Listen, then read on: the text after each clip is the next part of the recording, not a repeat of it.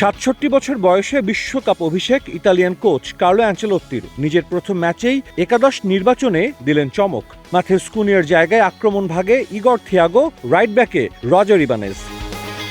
ম্যাচের শুরু থেকেই ব্রাজিলকে চাপে রাখে মরক্কো। প্রথম ৭ মিনিট বলের দখল নিজেদের কাছে রাখে অ্যাটলাস লায়ন্স। পোস্টে দুটো শট নিলেও কোনো মতে তা রুখে দেয় ব্রাজিল।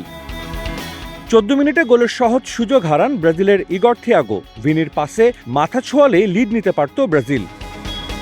সেলেসাওরা না পারলেও সুযোগ কাজে লাগিয়েছে মরক্কো। ২১ মিনিটে ব্রাহিম দিয়াজের থ্রু পাস থেকে চিপ করে গোল করেন মরক্কন ফরওয়ার্ড ইসমাইল সাইবারি।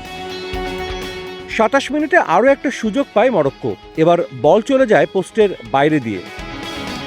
গোল হজম করে অগোছালো খেলা ব্রাজিলের ত্রাতা হয়ে আসেন ভিনি জুনিয়র। ৩২ মিনিটে বাঁ প্রান্ত থেকে মরক্কোর বক্সে ঢুকে দারুণ শটে গোল করেন ব্রাজিল তারকা। সমতা নিয়ে বিরতিতে যায় দুদল। ম্যাচের প্রথমার্ধ উত্তেজনাপূর্ণ হলেও দ্বিতীয়ার্ধের শুরুটা ছিল ম্যারমেরে। বল পজিশনে এগিয়ে ছিল ব্রাজিল। মরক্কো চেষ্টা করে গেছে রক্ষণে মনোযোগ দিয়ে কাউন্টার অ্যাটাকে যেতে।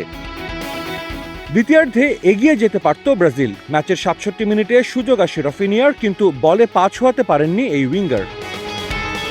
৭৮ মিনিটে আবারও আক্রমণে ব্রাজিল। এবার লেফট উইং থেকে বল পান রফিনিয়া, কিন্তু এবারও ইয়াসিন বুনোকে পরাস্ত করতে ব্যর্থ বার্সা ফুটবলার।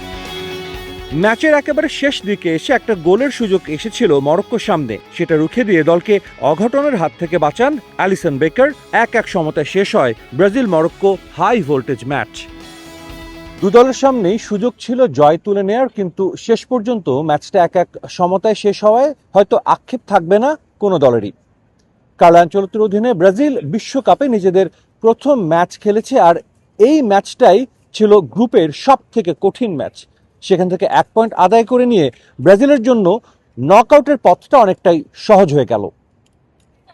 যুক্তরাষ্ট্র থেকে সাজিদ মুস্তাহিদ, সময় সংবাদ।